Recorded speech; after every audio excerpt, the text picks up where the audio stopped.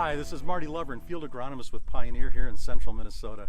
I think all of us this time of year are really looking at the progression of the soybean crop and its maturity, looking for uniformity across fields. But more typical, we're going to see plants within the field, individual plants that kind of catch our eye, that are browning up, wilting, dying prematurely, and we may also see patches, as is the case in the field that I'm standing in, that also kind of catch our attention.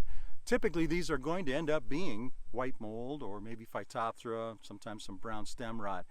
But this year I think with the higher elevated levels of moisture we saw throughout the growing season, as well as higher temperatures, it was a good environment for a disease that's called stem canker, and looks from the road or even walking through a field very similar to white mold in that you've got those individual wilting, dying plants. But when you open up and kind of pull that plant out, you'll see that there is no whitening of the stem. It's a different look altogether.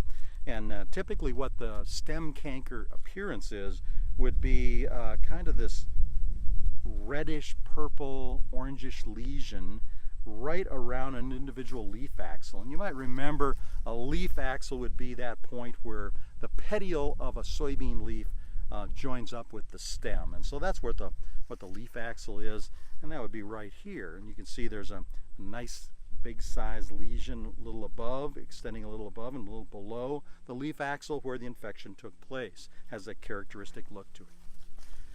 The leaf infections take place very early in the growing season, and so the infection takes place again at the leaf axil, and then it kind of sits there for much of the summer until we get to typically kind of mid-flowering, even late flowering in the summer, when we start to see some of the lesions show up on the stem. And then this time of year, very pronounced, or a little before this, we start to see again where there's an infection that took place at this leaf axil, and then really kind of caused enough of a destruction within the stem to give kind of a top dieback. So that's what we're kind of seeing here, the green on this branch, green up to the infection point, and then brown above that, kind of a wilting at the top. So those are the things you look for typically with a stem canker or diaportha.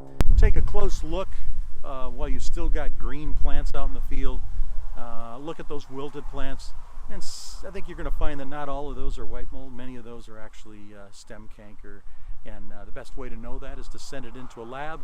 Go to your land-grant university or with samples, or go to your local Pioneer sales rep, and he'll make sure they get to our lab down in Iowa. Thanks a lot.